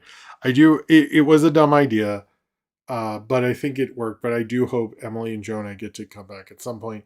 But it sort of is like, let's just get rid of that thing, and like I hope it's like the new ones get to come out on YouTube and play on Pluto, and I hope all the episodes come out are on from that season are out on YouTube. I didn't check, but I hope they are. But it is sad it's going away. But I think it's kind of like that's not where the fandom is anymore. It didn't really last in terms of like I only went on it when new episodes were out. I don't think I ever watched an old episode on there. Unless I did, and correct me if I'm wrong there, but I think I only watched new ones. So I don't think it really worked out. I mainly just put on Pluto randomly or find one on Tubi or missed on YouTube or something. I think that's more of where the fandom is now. It's spread all over the place. So they just put out Munchie. Munchie's a great. See, the last season was like really good. I think it's unfortunate more people didn't see it. All right. So this next part is sort of going to be Narnia, Oscar rules, box office is kind of the deal because I kind of need to get into each of these things. So if you're watching this later, that's what it is. If anyone wants to do a super chat during that, that would be appreciated. Anyway, I'm sorry that's third time. So I have one more time. I guess. Anyway. And then we're close to Godzilla and flashy lights and all. Alright, so if you hadn't heard, Greta Gerwig is making a Narnia movie. She's making Magician's Nephew. She's not starting with Lion, the Witch, and Wardrobe. Magician's Nephew is, I think, like 6th or publishing order, but takes place first, is like a prequel. Originally, it was going to have a 2-week run in IMAX around Thanksgiving and then come out on Netflix on Christmas. However, there was an onset injury, or so they say, or Ted Sarandos tripped somebody. But that is not what happened. I'm sorry. I'm being stupid. But a lot of interested people are like, oh, okay, there was, apparently it was reported very much, there was an actual onset injury that did delay things. So that is real. However, as Netflix, and part of this is their failure to buy Warner Brothers, needs to expand in some way, has decided they will actually give this film a wide release that isn't just an IMAX, which is good because apparently, specifically Regal, we're bringing them up again, was not into this IMAX idea and was not going to let it play on their IMAXs, and IMAX had to find other theaters. So it sounded like a bit of a mess, more than we realized. But it will come out on February 12th of next year. It's going to give it a 49-day window, and will go on Netflix on April 2nd. A couple of things that one, it does not come out on Easter. Easter's on March next year, as well as February 12th is actually Valentine's Day weekend, and supposedly I keep hearing a Super Bowl weekend. What is that? Hold on, let me look that up actually. Super Bowl. I didn't look that up. That's my bad. Yep, February 14th. Okay. So apparently the only way they could get the IMAX screens was then. Now Netflix is saying they won't do this again, but apparently almost everyone's like, you're doing this so you have the setup to do it in the future. And so it does sound like Netflix is going into theatrical distribution because this will get a wide release. Sorry, I keep kicking that. But I also think it's like the holiday season this year is really crazy and very competitive. And I mean, nothing can kill the Grimace Rep, Mickey. It's very competitive. And like with Doomsday and Dune 2, or Dune 3, there's just not much of an opening for it. It's also like, and a couple of people disagree with me about this on Twitter or Blue Sky or whatever. It is a Narnia movie, but it is not Lion, the Witch, and the Wardrobe. And I'm not trying to, like, I haven't read the books since I was a little kid, and I had them read to me. I think I read most of them when I was in 6th grade or something. I remember that was okay. But it just does not have the name recognition to go against like these huge heavy hitters. So I think it makes sense to put it out when they're putting it out. I know it's gonna say Narnia, but like as we're talking about with Star Wars, like there's a big difference between a Star Wars episode whatever movie and a Star Wars, Mando and Grogu or whatever the fuck, you know what I mean? So I do think like they are sort of like it's better to go on an off weekend because like if you overperform, you can set up everything. I'm surprised they're letting her start with one of the more obscure books. It's like, and then there's a midquel right before this too. So I'm kind of wondering what the actual order is going to be with these Narnia movies. But it makes sense. But Tread Sarandos apparently is coming around with this, but they're kind of like looking at ways to expand because they can't buy a studio. But supposedly, one of the things that hurt them and gave them a lot of questioning is they don't know how to do theatrical distribution. It's one of their biggest weaknesses, and they're kind of looking as like, okay, well, we have to solve this, especially now. And they have this movie where the director, Greta Gerwig, very much wants to go theatrically. So why not? But it is supposed to be the most expensive Netflix movie ever, and all that, as well as supposedly they have lost a lot of projects because of theatrical distribution. So I do think like it's something they very much like want to do, and get to happen. But I'm kind of like I don't think I don't know. I'm curious. It seems like they made this way too expensive, and that's kind of a stupid idea. So, um, this isn't a call to action. I sort of just need a little bit of energy, so I'm gonna drink some energy drink. I apologize. I just need to wake up a little, and then I'll talk about the Oscar rule changes. I'm sorry. Okay. Um, Oscar changes. We do have some Oscar change rules, and I do need to talk about this. So, first off, they really don't like AI. Supposedly, the Golden Globes is a little like, well, maybe, but they're the Golden Globes. Who fucking cares? But the actor actress thing was kind of the biggest thing. An actor slash an actress can be nominated twice in the same category, meaning that like if you know Timothy Chalamet or DiCaprio or whatever had two great performances, they don't have to pick one to campaign for. They can campaign for both, and both get nominated. Will one of them win or split the vote or something? That's a whole other thing. I noticed a lot of people are putting their own weird narratives. It seems like there's a lot of emphasis behind that, like the year Kate Winslet won for The Reader. I keep seeing this theory everywhere, and I'm not sure who started it. I never heard this before, and I followed Oscars that year. That supposedly everyone's like, well, she was really good in Revolutionary Road, which I agree. She's better in that than The Reader, but they pushed The Reader more than Revolutionary Road, which would have been Best Actor, even though Reader was supporting. I was also like, pretty sure Weinstein was involved in The Reader. I think that might have been that's really what happened. But I know Oscar people love to talk about category fraud, as they call it, and they're hoping that this kind of gets rid of that. I'm not against like an actor being nominated twice, but at the same time, like other people need to um like need that love. So I'm a little like against that part. I'm curious like how many times they can be nominated. It seems like just twice, but we'll see about that. But the idea that someone doesn't have to pick one over the other is probably good. I'm hoping it works out for them in a way that you get like, you can be nominated twice to clear up Embla T. What you're saying is, and it happened a couple times, like Jamie Foxx was nominated twice in one year. You could be nominated for lead and supporting, but you can't be nominated like twice in the same category. So like Jamie Foxx, I think, got nominated for Collateral and Ray, and one for Ray, and I forget who else has done it. Yeah, I think that sounds about right. Scarlett Johansson. I forget who else. I think I read lady who was Miss Incredible. I think she did it, and I forget who. I was like, I wanted to actually look up who all has been nominated twice in one year before this, and I don't think it's a long list. I forget who else, but yeah, it's apparently the Kate Winslet thing. I kept seeing bring up. I was like, I didn't know this was such a thing, but apparently it was. But yeah, so that's kind of a big thing there. Also, the big one is the big international film category. If you have watched this show, you know I don't really like the international film category because if you didn't know how it works, and this did not change, by the way, um, this didn't change at all. Um, Jim Carrey, by the way, you said imagine losing from yourself. Jim Carrey had a his MTV Movie Awards speeches were really good, and him and the other comedic actors would try to outdo each other. It was a lot of fun. But I think there was Holly Hunter. Yes, I think there was a thing where he goes, "I'm fine with saying I'm better than this person." But because he was nominated twice, but I refuse to believe that I'm better than me, or something like, man. And then there's one where he had a huge beard, and oh my god, he was really fun. I was not as into him then, but he was really good at doing those. He was so funny. I was like this. It's only happened 12 times. Interesting. Oh, Julian Moore? I believe that. Okay, anyway.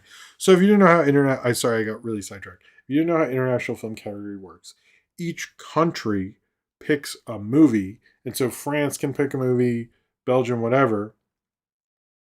Uh um but the idea is so, which I don't like that. I think that is bullshit. I don't know why countries get to pick these movies. And oftentimes they pick a movie that is not the prestigious movie. So what they did change, which isn't a great change, is select film festivals, one of which is the Palme d'Or, because oftentimes the Palme d'Or doesn't get selected. The Palme d'Or, and I think it's like Berlin and a couple other festivals, if they win an award and you're a foreign film, you can also be considered outside of the country doing it. But the other thing is, if you didn't know this, so like when Del Toro won Best International Feature or anyone else won Best International Feature, they don't get the award. The country gets the award. But now the body of work or the movie gets the award, which is an abstract concept. I don't know what the movie's going to do with this award. And the director will be on the award itself, but will not be considered an official winner, but can take the award on its behalf. But I don't know who gets the award now. It's fucking dumb. Just like stop this country patriotism bullshit. Just like let it be. I really, because they ended up not nominating stuff that are major films. And it's also like someone's bringing up, like people like Bergman would have an Oscar, or Kurosawa, or like, and we're not, because we have these like dumbass country rule. Like, why are, like, as I've said, it's like, what would America pick each year as their film for international feature if a different country ran this stuff? And it's like, that would not be a good thing. I think we can all agree. It would definitely be some like propaganda shit, which has happened. There's been like Blue's the Warmest Color. I know didn't get nominated. That was a big one. There's been a bunch, and it's just like, this is a shitty system. Like I think they like sort of helped it, but I really hate it so much. Oh, that's an interesting list of people there. Barry Fisher, Jamie, Holly Hunter, Julian Moore, Kate Blanchett, Scarlett. Okay, that's not as many. Anyway, and hold on. Cheers to you, Medela Butterfly. Thank you very much. 175. Oh, generous today. Thank you very much. I'm not be. I always like the, what's the change gonna be thing. Okay.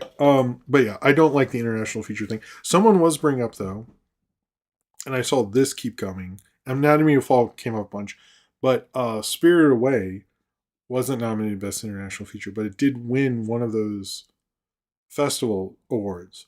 So Spirited Away, which was not picked by Japan, what the fuck is going on, Japan? Um, it would be eligible under that rule.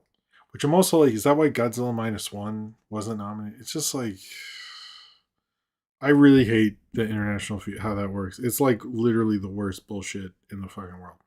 Anyway, here are a few more things here. No AI scripts and performances from actors. They're ineligible, and they're also able to investigate any AI usage and figure out what's going on. That's fine. Another one. This is just an interesting one. For best song, the song has to have the 15 seconds before, during, in the movie, and 15 seconds after the song appears in the movie, because they want to preface the context in the film, and so it's not just like end credit stuff. A lot of people said this is against Diane Warren. And also, like, having a song that has more context in the movie, I don't really have much against that, but like 15 seconds, I don't. What are we doing there? Uh, Anyway.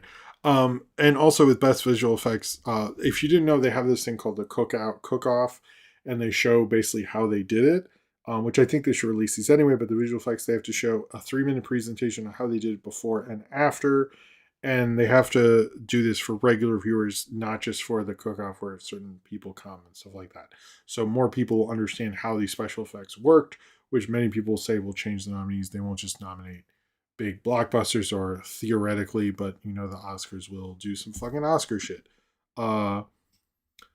Anyway, those are the changes, but I don't like how could you like the international feature stuff? It's just like such bullshit. I don't understand it. Anyway, let's do box office and then we will yes. Okay. Sorry. We had to talk about that.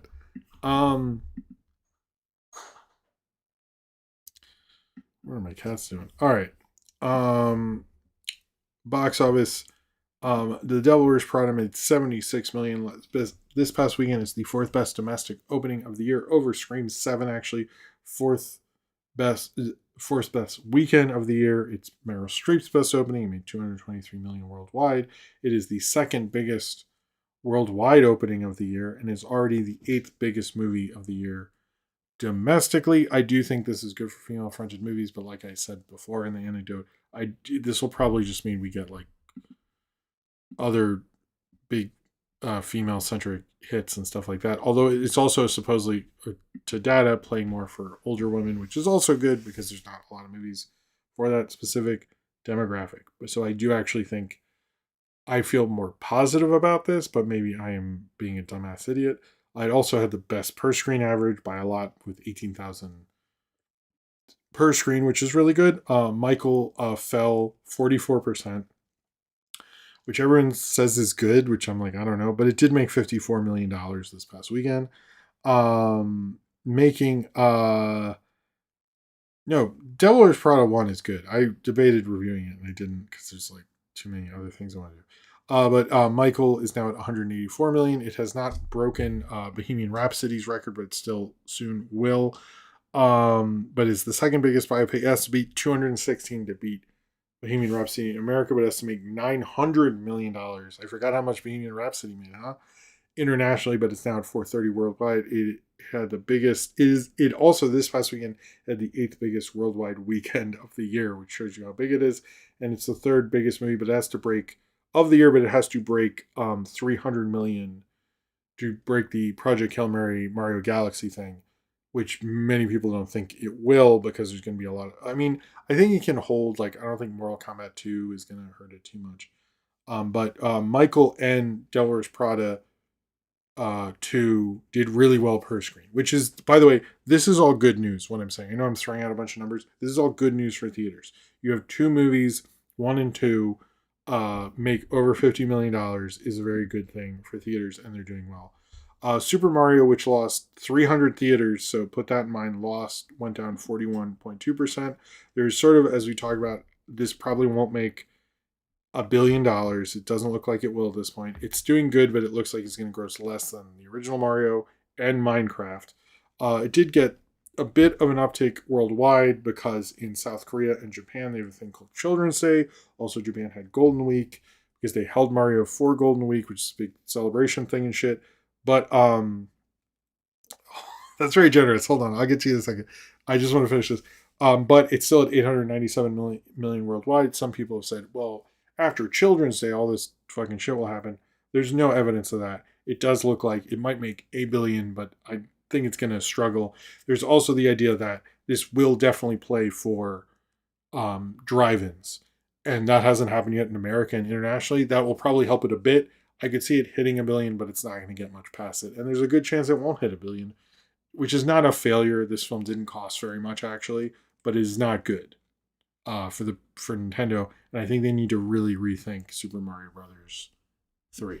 Hold on. William Owen said, I'm personally excited to hear what the initial reception of the new films by Werner Herzog and Laszlo Nemes can next week. I didn't know there was a Herzog. Man, I need to review more Herzog. I love that guy. I really do.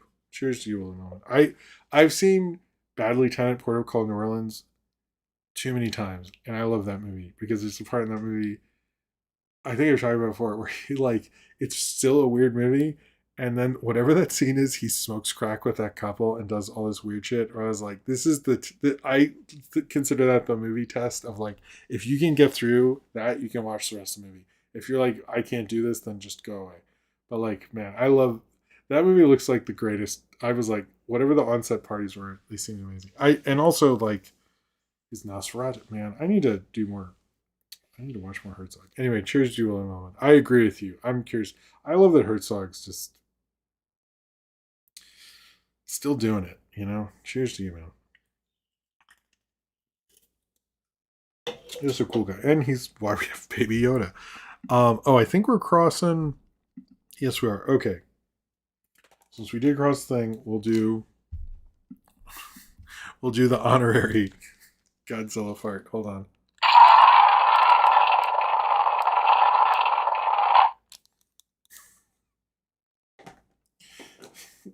And then I'll do the thing. I like that this show is so silly. Okay. Thank you very much, Leon. It was very generous of you.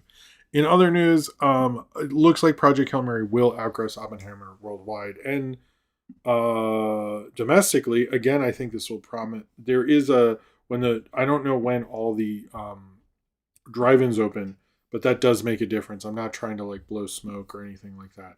But the drive-ins will, some of these films will get upticks, and I think that one will. But it looks like it's actually performing better than Oppenheimer at this point, so we'll see. Although it lost 493. Some of these went down because of theater loss. Like Lee Cronin's The Mummy went down by 60%, but also lost 1,000 theaters. Or The Drama, which went down by 64%, but it lost like most of its theaters, which is like, okay, is it flailing or is it harder to see that movie? It doesn't look like it's going to do well. It's break 50 here, but it's broken over 100 million. Worldwide, it's the fourth highest grossing A24 movie. It just beat Materialist. And the other thing, before we take a break, two things. Where was it? Hold on. Where's the other thing? Okay, there was some movie called The Story of Everything, and it's considered a intelligent design movie, but now I'm not seeing it on the box office. I really should stop using Box Office Mojo. I really use the numbers more. And I thought that was funny that someone made that, but whatever. And then at number 9, and I love this title, so I'm going to read the whole thing. At number 9, it's called The Time I Got Reincarnated as a Slime, the movie Tears of the Azure Sea. I love that title. Isn't it? It's like of an anime. I really should get into like stuff that takes a long time to explain. I don't need more weird things that people know that I. What is it called? The Great Awakening? I have The Story of Everything. Man, intelligent design sounds like a dumbass thing to think. Oh, wait, that's intelligent design is anti. That's anti. Let me make sure I'm saying this right. That's intelligent design. Oh, that. Oh, okay, yeah, it's not evolution. Okay. To the scientific as well as evidence of design. Right? It's anti-evolution. I don't know. Whatever. I shouldn't have talked about this. Now I can't find anything on it. It just sounds stupid. But anyway, it was a good weekend for movies. It was a good weekend. Movie theaters are working out right now. We're doing good theater wise, despite people saying movies are dead. They're not dead this weekend. So, and it doesn't look like they will be. I'm curious. May is a little confusing. I'm also like, why aren't more movies pushed to June? Are we really that worried about Mandalorian and Grogu? It just seems a little silly, but whatever. Anyway, before we take a break and talk about Troopers, this is a dumb obit, but I think it deserves a mention. Ask Jeeves ended this week. I barely used Ask Jeeves ever, but it was in the Macy's parade for a little bit, and I remember seeing ads for it. So R.I.P. Ask Jeeves. I'm not sure what I was doing with that. I'm sorry. All right. I'm going to take a quick break. And then we will talk about Troopers, and then we'll do questions. And then that'll be that there. All right. Let me Wait, where am I going? Okay, let me. I'm not doing any of this right. I'm gonna put on the break music. Let me put it here. Oh, I have to play it first. I'll just have it play from here. I'll be right back after this. And then we'll talk about Troopers, the Cops Star Wars parody. I'll be right back.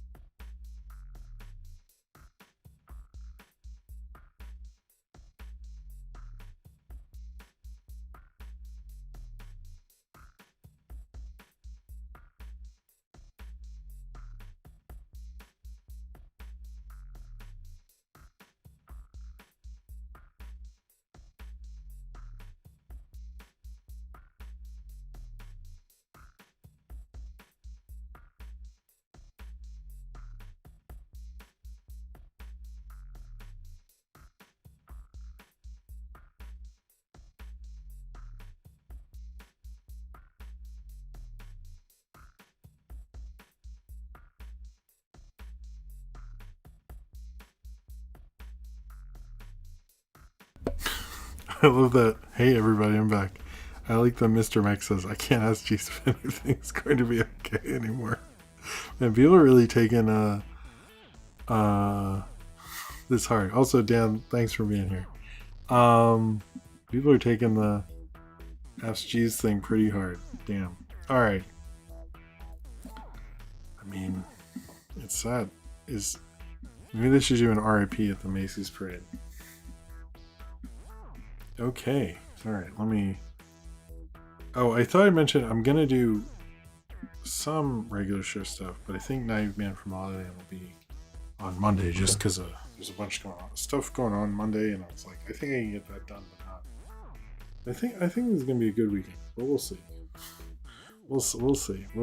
It is Mother's Day, you know. Although Oscar and I are going to watch Return of the Jedi on Sunday, or that's the plan. I hope we do. That'd be fun. Anyway, where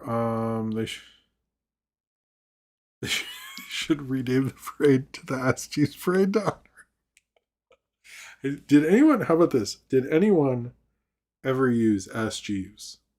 Do you know anyone? I think I used it once or twice in the 90s. Like, I don't think I used it ever since, except when I was drunk. That's, of course, when you use Ask Jeeves. But did anyone, like, in all honesty, did anyone use Ask Jeeves ever? I'm just curious. Was anyone like, that's my search engine? All right. Trying to think. Is there something else supposed to mention? Anyway. My other thing is I've started this thing now, and I want this to become a thing that was like, I think, like, I know it's not Father's Day, it's Mother's Day. But although I will say this summer works out for me because after Mother's Day, it's like Father's Day and then my birthday. I was like, I don't know how I got that to work out for me, but it's pretty cool. But I think Father's Day, we should really be pushing the Big Daddy Kane memes. I'm already like, I want a Big Daddy Kane shirt for Father's Day. In fact, every Father's Day, I just want a gift with Big Daddy Kane on it. I'm I don't know, I wouldn't mind a shirt that said Smooth Operator and like an album of his on vinyl. I guess I can't keep this bit going for too many years, but like, I do think we should push Big Daddy Kane on Father's Day. Like, he's a good rapper. Anyway, I was just thinking about him because I was like, if Quincy Jones had made a fourth Michael Jackson album, Big Daddy Kane would have probably been on it. And that sucks that didn't happen. That kind of sucks. There's two.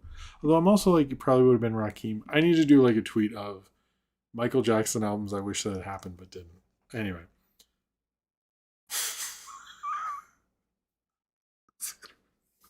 Sit around. What the fuck is this? I remember those drunken nights. I have to read this. I remember those drunken nights in Taco Bell recovering from a night of clubbing and wishing I was home to ask Jeeves some pressing questions. I'm just. Thanks. All right. Of course, is the stream being choppy? Of course, because we're doing a segment. Thanks, YouTube. All right. This is the last call, I guess, for alcohol. See, I'm doing this fourth time. If you want to do a super chat before the end of the show, now is your time because the show will end in the next half hour. So if you would like to, this is it. Or if you haven't liked the video, that also helps. Anyway, all right. Let's talk about what is considered, and this isn't actually a joke at all. What is actually considered to be one of the greatest fan films ever made, and is often considered to be the greatest Star Wars fan film ever made, Troopers. Not like, in all seriousness, every ranking I saw put Troopers number one in both fan films and Star Wars fan films, and I kind of get it. Now, Troopers, which is made by Kevin Rubio, he worked at, actually, I need to get this. Troopers 1997.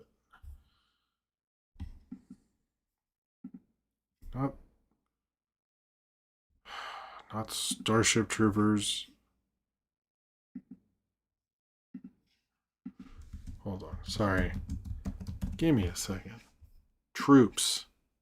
Why am I saying Troopers? I have it written. Let's start over. Okay, this film is often considered to be. I might use that thing anyway, but let me just do it anyway. This film is often considered to be the greatest fan film of all time and also the greatest Star Wars fan film of all time. That is Troops from 1997, directed by Kevin Rubio.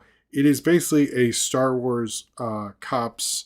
It is a Star Wars basically if it was a cops parody starring the stormtroopers from Star Wars, which takes place during the original 1977 Star Wars film. This came out actually what premiered at San Diego Comic-Con on July 18th, 1997. It was a big hit of that convention. I even heard about it in the 90s. I didn't see the whole thing, but you saw clips of it. It was written up in tons of magazines and stuff. Cops parodies are very much a thing. I didn't look up when that X-Files episode was.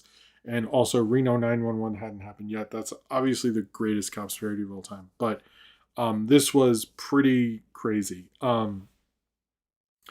Basically, the premise is first we learn that we have the theme song, which is just the cops theme song. And this is one of the cops, they do the whole theme song and of cops, bad boys, what you gonna do? All that stuff. They have this one line that says, Troops is filmed on location with the men of the Imperial Forces. All suspects are guilty, period. Otherwise, they wouldn't be suspects, would they? Anyway, so this is, and I'll get into this in a second. But all the stormtroopers do have Midwest accents, which almost everyone credits for Fargo. I did actually look up Kevin Rubio, and we'll get into him a little bit. But he doesn't mention that, but it seems like that was around the time, so why not? But we see them do two interactions, one with Jawas who they feel have stolen droids, and the droid they stole was Tom Servo. Literally a Tom Servo replica is in this, which is amazing. And then they then run into Uncle Owen and Aunt Beru, who are having a fight over that he keeps lying to Luke, and Luke ran off, and they're having an argument. And sort of explain the how they were disintegrated and all that stuff, which is kind of funny. So this film, first off, was a pretty big hit. George Lucas apparently loves it and has said, this is true, has actually said that this film is canon. So under this rules, Tom Servo and Mystery Science Theater, under a really rough estimation of nonsense I made up, are also Star Wars canon. That's right. If Servo's in this and this film is canon, then Tom Servo and Mystery Science Theater is also Star Wars canon. There you go. I think it makes sense. But apparently George Lucas did love this, according to Kevin Rubio. And he did actually get a bit of a career off of this because of all the buzz from it. Apparently he mentions he got to direct some pilots, and he ended up working at G4 and Kids WB and Fox Kids and all sorts of stuff like this as well. It's definitely a really good cops parody, but it's also like, I would say, very critical of cops, believe it or not. Like the stormtroopers mess up a lot. They do messed up stuff. They ask them not to film some. Like, Cops is very much propaganda. If you haven't watched Cops in a long time, I know you're shocked. But this is very critical of the cops. In fact, a lot of people in their reviews have mentioned, like, a lot of what Andor was trying to do, this does, but with humor. I'm not entirely sure of Kevin Rubio's political leanings, because he is friends with Chris Gore from Film Threat, which is a big red flag for me. I'm not sure if they're just like buddies, like work buddies, because they met at G4 and he kind of just uses Film Threat for publicity and stuff. I don't know the whole deal with that, and I did listen to some of an interview with the two of them, and there didn't seem to be anything that was bad about those things, but I didn't listen to the whole thing. I just listened to part of it. So maybe there is, but Chris Gore's a whole bunch of yikes.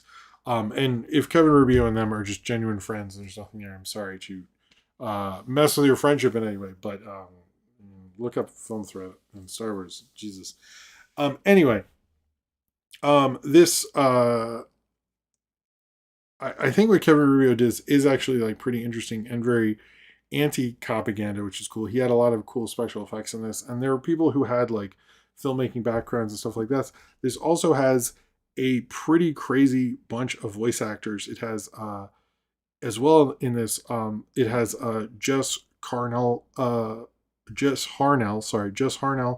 who was Captain Hero in Drawn Together, as well as he was Crash Bandicoot in all those. You also have Cam Clark, who is most famous for the Streamline Pictures English dub of Akira. He played Kaneda.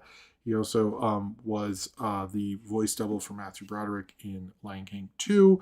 And then you also have Bill Farmer, who is the announcer who does Pluto and Horace in the Goofy thing. So it actually has some like pretty big voice actors also. Uh, um, but yes. If you're wondering, is Cops still around or not? Cops is actually still around. It's sort of in a weird situation where after the George Floyd stuff, they canceled it on Fox TV, but it still does well internationally. So it actually, even though it's filmed in America, oh, I keep this going. I should probably stop this. Well, now I'm filming the segment, so it's just going to be that way. Um, it actually, this is an aside thing, I guess, but just so you know this, is now on just like Fox Nation, but they were making it for a while just for international audiences, not for American audiences. I don't believe it's on broadcast anymore, but since it has so many outlets and is making so much money on reruns, they had to keep making them, and they made them for international audiences as well as Pluto and stuff like that. So Cops is not over as many people believe it is. It is still going, actually, and it is on Fox Nation as well. Apparently, the Cops people actually like this, and they put this on a 20th anniversary Cops DVD as a special feature. Like, they liked it as well. This is generally very beloved and stuff. I actually really like this. Believe it or not, I for a long time thought this came out earlier than it did, and I kept re-looking this up several times because I swore it was 94, 95, but it's 100% not. I don't know why I thought that. I really think this is quite clever. It's really smart. It's also like, let's take you know, say something about the cops with the stormtroopers and do something fun with that, as well as like taking moments from 1977 Star Wars with the stormtroopers being sort of like cops, which they very much are in that section of the film. I like the Uncle Owen and Beru section. It's really funny. There are pictures, it seems, of like Boba Fett being in this, but I don't think he is. A lot of the people who worked on this and helped write it, including Kevin Rubio, ended up working on Star Wars comics and other Star Wars cartoons and stuff like that, because everyone in Star Wars really likes this. And I agree, this is a really fun thing. I wish more people would have fun with the Star Wars franchise like this film does. And I think it does a really good job of like portraying stormtroopers and saying something about like police officers, as well as the show Cops. Troops is a really fun little parody there, and I quite enjoyed it. And if you like Star Wars, I'd really recommend it. It definitely like says a lot of the same things Andor does. It brings up propaganda and is very critical of it, while also being just like kind of funny, which often Cops parodies are. I think Kevin Rubio made a pretty amazing fan film, which honestly is just like a really good short mockumentary that does a good job of using Star Wars to say something about our modern police culture. Oh, to say something about what was at the time modern police culture with one of the greatest pieces, by using one of the greatest pieces of propaganda to say something, to be critical about it, which I think, to be critical about, sorry, this is going to cut really weirdly, to be critical about it through actual Star Wars fandom. He sort of used Star Wars fandom for good for once, which I think is pretty cool. All right. The film Courage interview, he made him sound like a whiny child. Do you mean Chris Gore, or do you mean I listened to, it wasn't Film Courage, I don't think. God, Chris Gore is like a whole, just embarrassing. Anyway, all right, that was true. Obviously I did that for I'd always wanted to do that as a segment for the show. I'm gonna be honest with you. I've always wanted to do it, and I was like, you know what? This is the week. All right, let's do let me get the let's do the Patreon. Okay. I know how I'm gonna do this. I'm gonna write questions below.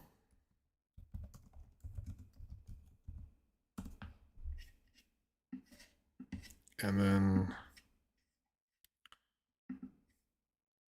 all right.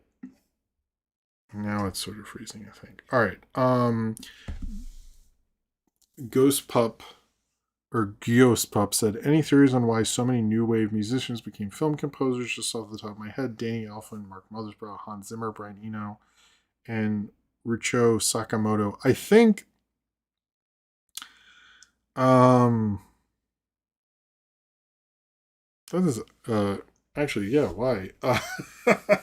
I think also because a lot of them had to make like music scapes with the synthesizer, and a lot of that was like Bowie. And if you listen to that Berlin Bowie, which they're all very influenced by, he did a lot of like soundscapey type things, and that works very well with music theory and stuff like that. So I'd venture to say, since their biggest influence on a lot of that stuff is Bowie. Why does it say PMT? Damn it! Why is that in there? Fuck.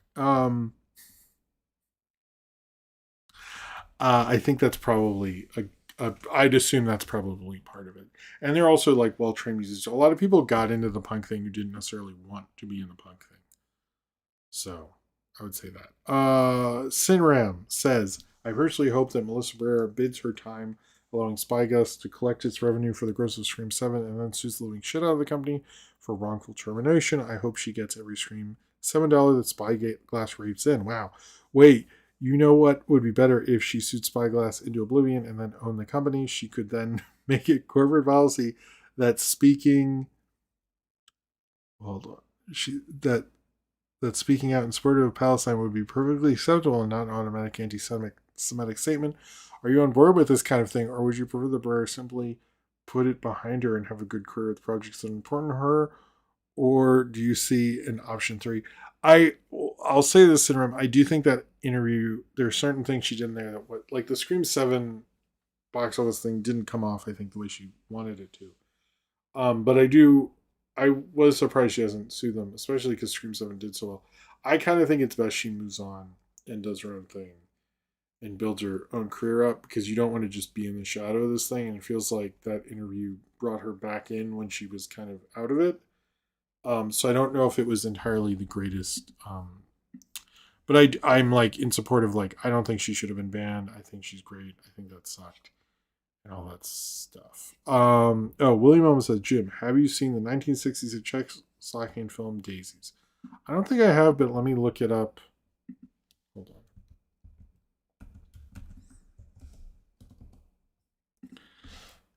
on. No, I have not seen that film. That seems a satirical comedy. Oh. Two teenagers decide that the world is spoiled, and they will be spoiled too. They embark on a series of destruction to rebel against the materialistic. That sounds cool. I have not, but now I kind of want to. That seems like a cool movie, man. Thank you for bringing it up. Cheers to you, and thank you for the super chat.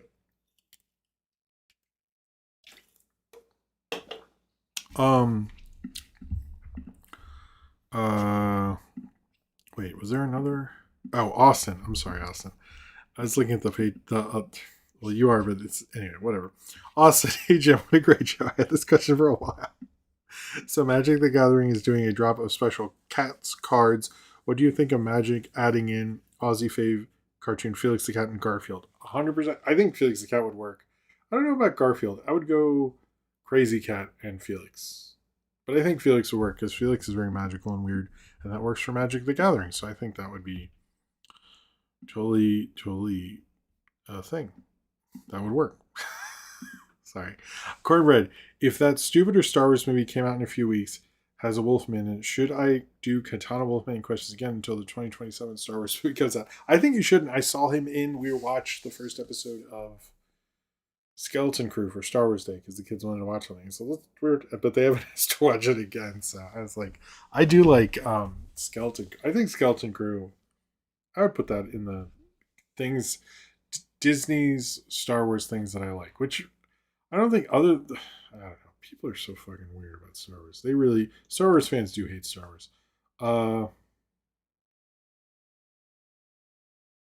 Wait, Chris Gore is in the video? I thought I just posted the film.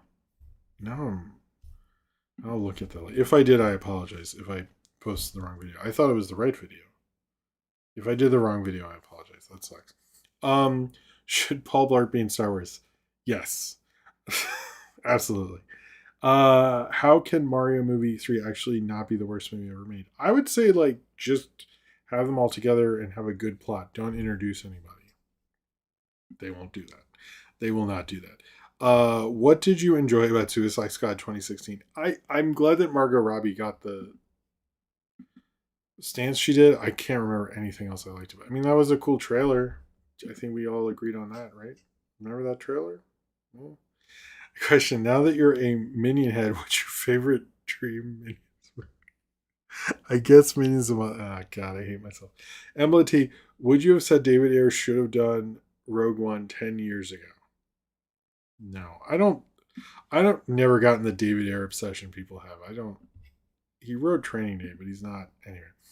Um, Cornbread, chicken or the egg for you? Just yesterday, they revealed a new Star Fox game after 10 years. Do you think they put Star Fox in the movie for a promo or made a game after Glenn Powell asked? I think it was a promo. I largely think, and I've proven to be right about this, that Nintendo very much uses their the media they make with their properties for advertising for other things. I don't think they even care. Like they don't give a fuck. They'll do it. So uh question: Star Wars Trading Day. I mean, think about it. I don't think that's a bad idea, to be honest with you. I think that could work, you know. Vanilla Butterfly, what horror movie monster haven't we seen yet? Example: zombie mimes. Dracula, uh maybe Dracula Cowboy. Oh, he was okay. He was in Troops. I apologize. Okay, that's why I was confused. Thank you, Cornbread, about the Boba Fett thing. MLT, should they speedrun that Captain Planet movie so they could tribute to Turner before it runs dry? Yeah, why not? Have you ever seen the movie Cobra? Yes, I have. I watched it. I think I was sick, and I very much enjoyed it. It was pretty much just. I do like Stallone in the '80s because he's almost a silent filmmaker, but like a dumb '80s silent filmmaker. It's I kind of am into it. Do you think the minions worked with Howard Hughes when he was a recluse, helped him do his schemes? I mean, I'm assuming you mean because at the time of the Minions and Monsters, he was not a recluse, but yes, I believe he would. Dracula on a surfboard. Oh man, there's two things I noticed that I can't. Oh wait, hold on. I definitely missed one. Sorry, I will get to you, Puff. I apologize for that. I've noticed like anytime I mention no one my age knows what Smiling Friends is, so I stopped mentioning it. But anytime like my wife and Sophie went and saw this band the last dinner party, and they talked about how on their Discord someone drew them as Smiling Friends, and they were just like, "Oh, that's that weird." That's that weird show I watch. It seems like in other adults who have like kids and blah blah like, oh yeah, I heard about Smiling Friend. That's that weird show you watch. And I'm like, no one my it's not. I guess it's not my 4-year-olds don't watch Smiling Friends. I'm very much learned. Pup, sorry if I missed you there. If Clue was in the movie where you vote and it won, would you film 3 subject endings for your review? That's a cute idea. I would go into the endings, my feelings about them, because I have feelings about them. That was like I am surprised. Like it's like Michael McKean after Spinal Tap, Christopher Lloyd right around Back to the Future. I mean, just Tim Curry being awesome. It's just I was like, wow, this is like they got really lucky with this, and it really works. I don't know. I was really into it. Emblity, can you imagine the only thing that could put Nolan down were Homer fans? I have heard people don't love the whole thing about that, so I have heard that, but I don't know. I am curious like what his career is going to be after this. So you know, Rat Boy Mickey, hot dogs or bagels? I gotta say bagels, but hot dogs like if you get a good hot dog. I think I've talked about it in Iceland. They make some really good hot dogs. So if it's that, then yeah. All right, I think we're done. Um. Oh wait, hold on. Question. Talked a bit about this on the Discord, but Matthew Lillard is going through a kind of renaissance currently. He's in those Five Nights at Freddy movies, and he's the feature of the next Scream and Superman. Thoughts? Oh, okay. We got two questions here. I think what happened with Matthew Lillard is one. I think the Tarantino thing was fucking mean and shitty, And the thing with the Tarantino I want to be a critic thing is he's still a huge director. And it's like he knows he shouldn't be. It's like kind of crossing all the lines. And I thought the Matthew Lillard thing was shitty. And Matthew Lillard seems to be sort of down on himself. But I'm like, no, you're like a good actor. Like SLC Punk, like he's cool. I think he kind of undervalues himself, and I think the Tarantino thing, like obviously fucked with him. So that sucks. Um, are you ready for Godzilla minus zero? Yes, I need to rewatch minus one, but I'll do that closer to minus zero. MBT, should he finally make that Howard Hughes movie? I mean Nolan. Yeah, that would be cool. Get Jim Carrey though. Come on. Anyway, all right. I think, sorry, I keep knocking this and it's probably sucks. Thank you all for being here. Have you seen The Man? No, I haven't seen that. Thank you all for being here. I want to give a shout out to all the super chat people during the show. Hold on. Okay. Cheers to Ratboy, Mickey, Black Saxon Winkle, Sinram, Dan, Nathaniel Fogus, Sinram, Nat Boxes, Della Butterfly, William Elman, and William Elman. Thank you all very much for your super chat. It is very appreciated. Cheers to you. If this weekend goes well, there will be cool videos. I'm pretty sure nothing can defeat the Grimace, Rapid Mickey. Nothing. I think Mortal Kombat Annihilation will be tomorrow. I don't know when I'll see Mortal Kombat 2. I think there'll be more stuff. But yeah, watch Al Vasquez is doing Over the Hedge, which I've never seen, by the way. But yeah, thank you all for being here. I think there'll be some cool stuff. I think I should go to bed. I'm tired. But thank you all for being here. Thank you for all your support. Thank you for being as cool as you are. You are legit a wonderful audience. See some cool movies, watch some cool cartoons, and I will see you all next time. All right, cool. Have a good night and peace. Bye.